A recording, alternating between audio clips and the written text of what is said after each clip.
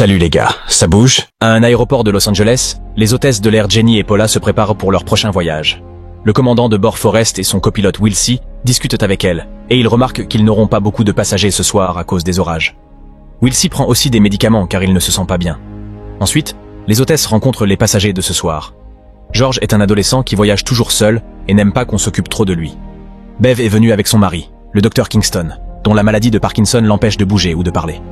L'auxiliaire médicale de l'armée, Sheila, est nerveuse à l'idée de voler, tandis que Louise se détend avec son chat. Niall et Suzanne attendent un bébé et sont assez germophobes, alors ils nettoient leur siège avant de s'asseoir. Pendant ce temps, Vorst et Nika sont des étrangers enthousiastes qui ne parlent pas très bien anglais. Henry a apporté une cage de hamster, et lorsque Ralph essaie de l'aider à la mettre dans le compartiment à bagages, il se fait mordre. La cage ne rentre pas, alors les hôtesses forcent Henry à l'envoyer en soute. L'homme d'affaires Preston éternue sans cesse, apparemment malade de la même chose que Wilcy. Lorsque l'avion décolle enfin, Jenny doit rappeler à Niall d'éteindre son téléphone, et quand il refuse, Henry le force à le faire. Les deux hommes se fâchent et se disputent, alors Jenny les renvoie à leur siège en leur rappelant qu'ils pourraient être arrêtés à l'atterrissage s'ils ne se comportent pas. Ensuite, Henry flirte avec Jenny, lui parlant de son doctorat, et faisant un commentaire sur le triste état des bonnes manières dans la société. Quelques instants plus tard, Henry regarde les informations et apprend que le Centre de contrôle des maladies, ou CDC, a encerclé un immeuble à Los Angeles. Pendant ce temps, Ralph ne se sent pas bien et demande de l'eau en fixant la blessure sur son pouce. Jenny remarque qu'il est assis dans une position étrange, et quand elle vérifie son état, il lui vomit soudainement dessus. De la mousse sort de sa bouche alors qu'il exige de descendre de l'avion, donc les hôtesses font de leur mieux pour s'occuper de lui. Personne ne remarque le chat qui rôde et lèche du vomi par terre. Jenny laisse l'homme avec Paula et va se nettoyer. Mais à ce moment-là, Ralph court dans le couloir et la pousse. Il commence à frapper la porte du cockpit en demandant que l'avion s'arrête. Donc Wilcy suit le protocole et verrouille la porte pendant que Forrest avertit le contrôle au sol de la situation. Henry essaie d'arrêter Ralph, mais il est facilement maîtrisé, et il en va de même pour George. Ensuite, Preston, George, Paula et Sheila s'allient à Henry pour maîtriser Ralph et finissent par l'assommer. À l'aide de liens en plastique, ils attachent ses poignets.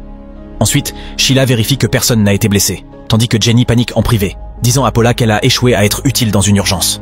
À ce moment-là, Forrest annonce qu'il a reçu l'ordre d'atterrir et envoie tout le monde à son siège. L'avion secoue fortement pendant la descente, et les hôtesses enseignent à tout le monde comment garder la tête baissée. Le corps de Ralph glisse sans cesse et se cogne la tête, donc Jenny et Paula doivent faire un effort pour le déplacer sur un siège tandis que Paula lutte avec la ceinture. Ralph se réveille avec les yeux rouges et lui mord le nez, la blessant gravement. Ensuite, Ralph devient fou, et encore une fois, les passagers doivent s'unir pour le repousser dans les toilettes, qu'il verrouille. Lorsque l'avion atterrit enfin, Sheila utilise la trousse de premier secours pour donner à Paula des médicaments empêchant un choc et attache une écharpe autour de son visage. Mais elle perd beaucoup de sang et a besoin de soins médicaux immédiats. Forrest est frustré car le contrôle au sol leur dit d'attendre bien qu'ils soient au courant de l'urgence, et il décide d'enfreindre les règles en choisissant une porte non assignée. Heureusement, le bagagiste Ed voit l'avion arriver et ouvre la porte juste à temps. Forrest et Wilcy tiennent la porte des toilettes de l'avion fermée pendant que tous les autres quittent désespérément l'appareil, sauf Bev et Kingston, car ils ont besoin d'aide pour bouger. Ed guide le groupe jusqu'à l'autre extrémité de la porte, mais celle-ci est verrouillée, et personne ne répond à sa demande par radio. Ils n'ont pas d'autre choix que de suivre Ed par une entrée réservée aux employés pour accéder à la zone de transit de l'aéroport. Le groupe prend les escaliers, et Ed atteint les autres portes. Cependant, il est choqué de découvrir que toutes les portes sont verrouillées, ce qui n'arrive jamais. Lorsqu'il vérifie le boîtier électrique, il confirme qu'ils sont en confinement, et tout ce qu'ils font sera vu sur les caméras de sécurité, qui sont encore actives. Une dispute éclate sur ce qu'il faut faire, mais elle est interrompue par le bruit soudain des sirènes. Ils regardent par une fenêtre et aperçoivent des ambulances et des voitures de police à l'extérieur, avant que la fenêtre ne soit recouverte.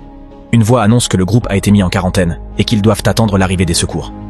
Les passagers appellent leur famille pour leur expliquer la situation avant de s'unir pour crier sur Jenny, qu'ils voient comme la représentante des décisions de la compagnie aérienne. Jenny ne sait pas comment se défendre, mais heureusement, Sheila interrompt les cris pour signaler qu'elle a une trousse médicale dans ses bagages qui pourrait aider Paula à survivre encore quelques heures. Jenny emmène Ed et quelques passagers avec elle pour chercher les bagages de Sheila, mais à ce moment-là, le courant s'éteint. Ed les guide avec sa lampe torche, et lorsqu'ils reviennent dans l'avion, ils découvrent que Wilcy et Forrest ont disparu. Jenny ouvre les toilettes et est horrifiée de voir du sang partout. Preston se dirige pour prendre son ordinateur portable et heurte Kingston, qui est assis seul. Sa femme a disparu, et lorsque les autres se demandent ce qui s'est passé, Kingston désigne du regard une paire de menottes en plastique au sol, qui ont été mordues jusqu'à rupture. Pendant ce temps, Ed découpe la moquette du sol pour atteindre une trappe menant directement à la soute à bagages. Jenny récupère la trousse médicale de Sheila pendant que Niall saisit une arme dans sa valise. Ed panique lorsqu'un rongeur passe près de ses pieds et le chasse en disant que c'était un rat, mais Henry pense qu'il s'agissait simplement d'un de ses hamsters, car il a retrouvé la cage brisée. Alors que Jenny sort de la soute, elle regarde autour d'elle et remarque l'ordinateur portable de Preston couvert de sang. Au bout du couloir, Wilsey court à quatre pattes, grognant, et lui aussi couvert de sang. Soudain, un Forrest infecté apparaît derrière Jenny et l'attaque. Les autres interviennent aussitôt, mais les coups ne servent à rien. Alors Neil lui tire dessus jusqu'à le tuer, alors qu'un peu du sang de Forrest éclabousse son visage. Ensuite, le groupe s'enfuit de l'avion et dans le couloir d'embarquement, il trouve Kingston projeté hors de son fauteuil roulant et Preston inconscient, mordu à l'arrière du cou. Non loin, Jenny trouve Bev en train de pleurer et de supplier qu'on l'aide, mais elle se transforme soudainement et attaque aussi. Heureusement, Jenny court plus vite qu'elle, et les autres ferment la porte pour l'empêcher d'entrer. Le groupe retourne auprès des autres, et Sheila fait de son mieux pour s'occuper de Paula. Suzanne essuie le sang sur le visage de Neil, mais ils s'embrassent quand même. Henry et Ed placent des meubles devant la porte pour empêcher Bev d'entrer, et Jenny regarde autour d'elle, trouvant des gouttes de sang sur le sol et s'inquiétant de leur origine.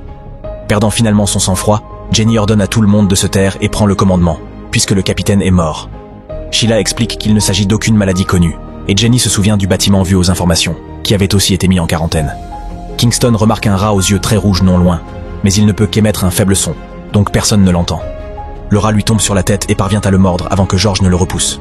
Pendant que les autres capturent le rat dans un seau, Sheila soigne la blessure. Ensuite, le groupe décide d'enfermer George et Paula dans une caisse au cas où ils se transformeraient eux aussi. Puis Ed utilise un gant pour attraper le rat et remarque qu'il y a une étiquette sur sa patte, ce qui signifie qu'il s'est échappé d'un laboratoire.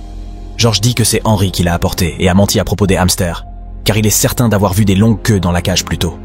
Quand Henry nie, Jenny l'emmène à l'écart pour exiger la vérité, et Henry jure qu'il n'a rien fait, soulignant que des rats de laboratoire n'auraient pas passé le contrôle de sécurité. Alors qu'il se réconforte dans une étreinte, Ralph surgit soudainement et saute sur Jenny, ignorant les tentatives de Henry pour l'arrêter. Les autres entendent les cris et accourent pour aider, unissant leurs forces pour étrangler Ralph avec un tuyau. À ce moment-là, Ed reçoit un message à la radio annonçant que le centre de contrôle des maladies est enfin arrivé. Le groupe se rassemble à la porte, mais les 4 agents entrent. Au lieu de les laisser sortir, ils tiennent le groupe en joue tout en saisissant le rat et l'arme de Neil. Ils vont vers Paula et Kingston pour leur administrer des injections. Le groupe exige une explication, mais les agents disent seulement que c'est le protocole. Les agents exigent ensuite que les autres acceptent également une injection. Tout le monde hésite, alors Louise se porte volontaire en première. Mais avant qu'elle puisse être injectée, son chat lui mord le cou et s'enfuit tandis qu'un agent ouvre le feu sans atteindre sa cible. Kingston se transforme enfin et saute sur l'agent pour le mordre. Les autres agents abattent Kingston et essaient d'évacuer leurs collègues, mais découvrent que la porte est verrouillée. Ils tirent dessus pour l'ouvrir de force et fuient à l'extérieur, ce qui permet à Forrest de les suivre discrètement. La police ouvre le feu dès qu'elle les aperçoit et tue tout le monde sauf un agent qui reçoit une balle dans la jambe. Le groupe traîne l'agent survivant à l'intérieur avant de refermer la porte. À ce moment-là, ils entendent les rugissements des infectés qui se rapprochent, alors ils courent se cacher dans un conteneur. Suzanne s'arrête en voyant que Niall a de la mousse à la bouche, alors les autres doivent l'attirer de force à l'intérieur en lui expliquant qu'il est lui aussi infecté. Après avoir fermé le conteneur, Sheila fait remarquer que chaque injection avait une couleur différente, donc tout le monde recevait quelque chose de différent, et non un simple protocole. Henry révèle qu'il a pris une arme et force l'agent à dire ce qu'il sait. Il s'avère qu'il ne travaille pas pour le CDC. Il est en réalité membre du CBDT, ou Organisation de lutte contre le terrorisme chimique, biologique et domestique, qui opère sous la tutelle de la sécurité intérieure. Une de leurs unités s'est rendue dans cet immeuble à Los Angeles il y a quelques heures, mais personne n'en est ressorti. Dans le grenier, ils ont trouvé un laboratoire de bioterrorisme créé par une secte. Ils ont essayé de développer un remède à partir d'un survivant, mais cela n'a fait qu'empirer la situation, ce qui implique que ce groupe allait être le prochain essai humain. Après avoir confirmé que les rats étaient porteurs de la maladie, l'agent prend l'arme à Henry et se supprime. Nika s'effondre tandis qu'Ed se souvient que ce terminal est souvent inondé à cause d'un vieux tunnel d'évacuation, ce qui signifie qu'il pourrait s'échapper par là s'il le trouve. Soudain, Wilsey apparaît à l'ouverture au sommet du conteneur et attrape la main d'Ed. Alors Henry tente de lui tirer dessus, mais découvre que son arme est vide. Ed demande à George d'appuyer sur un bouton qui soulève le conteneur et écrase Wilsey contre une poutre. Ensuite, le groupe sort du conteneur et Ed les guide à travers la zone. Pendant que Jenny remarque que Henry manque à l'appel, Nika marche à l'arrière et est soudainement tirée en arrière par quelque chose. Alors le groupe se dépêche de monter les escaliers pour s'échapper discrètement. Henry, lui, fouille un sac contenant une autre arme. Alors que le groupe court, Jenny trébuche et tombe sur Paula, qui s'est elle aussi transformée. Jenny doit accepter que son amie est perdue. Elle utilise une clé à molette pour se défendre contre la créature jusqu'à ce qu'elle la pousse du haut de la plateforme, la tuant. Puis le groupe atteint un bureau où ils cherchent les plans du terminal, qui leur indiquent un passage à travers un mur pour accéder au tunnel de drainage. Pendant ce temps, George révèle qu'il a volé le sac de Henry, et à l'intérieur, il trouve des documents suspects décrivant des expériences en laboratoire, ainsi qu'une mystérieuse boîte. À ce moment-là, Suzanne et Niall les retrouvent et tentent de les attaquer, mais Henry revient et les abat juste à temps. Ed remarque que Henry a été mordu, et George en profite pour ouvrir la boîte, révélant un tas de médicaments et une seringue. Henry admet enfin qu'il a bien apporté les rats et explique qu'il fait partie de la secte mentionnée par l'agent. Leur objectif est de purifier la planète des humains qui deviennent chaque jour plus violents et destructeurs. Henry menace de tuer Jenny si George ne lui remet pas l'antidote, alors Ed se jette sur lui pour l'arrêter, mais il se fait tuer par balle. Les autres ont peur et laissent Henry prendre l'antidote, qu'il mélange avec le sang de sa blessure et s'injecte dans l'œil tout en expliquant que son groupe compte des adeptes dans diverses organisations, ce qui lui a permis de faire passer les rats sans être inquiété. Maintenant, Henry est prêt à partir et veut emmener George comme otage. Jenny tente de l'arrêter, mais Henry la frappe et s'enfuit avec le garçon et les plans. Jenny est extrêmement étourdie, alors Sheila sort la première. Quelques minutes plus tard, Jenny sort elle aussi et tombe sur Preston, qui est infecté. Une course-poursuite s'ensuit, et Preston manque de peu d'attraper Jenny, qui doit alors lui donner un coup de pied pour le repousser. Ensuite, elle l'attire dans une machine et lui écrase la tête avec un couvercle de trappe jusqu'à ce qu'il soit mort. Après cela, elle continue à chercher George et doit emprunter un autre chemin. Lorsqu'elle aperçoit Nika transformée entrant dans une autre pièce, elle tombe sur Sheila, qui a récupéré les lunettes thermiques de l'agent. Elle les met sur Jenny et lui révèle qu'elle a été mordue, lui demandant donc d'aller chercher George pendant qu'elle gagne du temps. Sheila retourne dans la pièce principale et parle à haute voix pour attirer l'attention des derniers infectés qui se jettent immédiatement sur elle pour la tuer. Jenny découvre un trou dans le mur que Henry a ouvert pour atteindre le tunnel et alors qu'elle s'apprête à y entrer, Louise la saisit. Utilisant une clé à molette, elle frappe Louise jusqu'à l'assommer.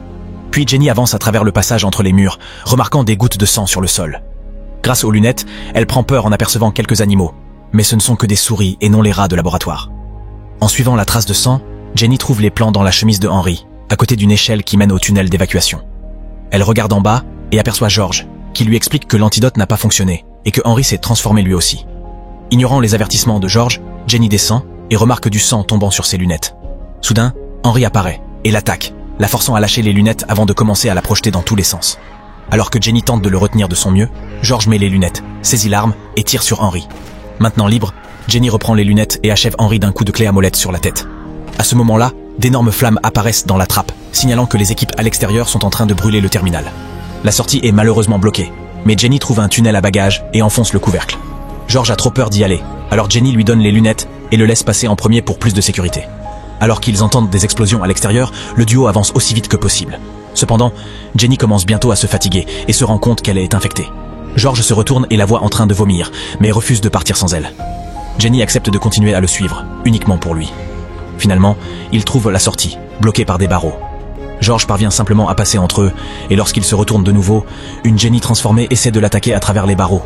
Heureusement, elle est trop grande pour passer, et George parvient à se libérer en retirant sa veste. Par la suite, George parvient enfin à s'échapper de l'aéroport. Pendant ce temps, le chat de Louise s'échappe aussi et se dirige vers la ville. Assurez-vous de vous abonner et d'activer les notifications pour regarder d'autres vidéos comme celle-ci. Merci d'avoir regardé.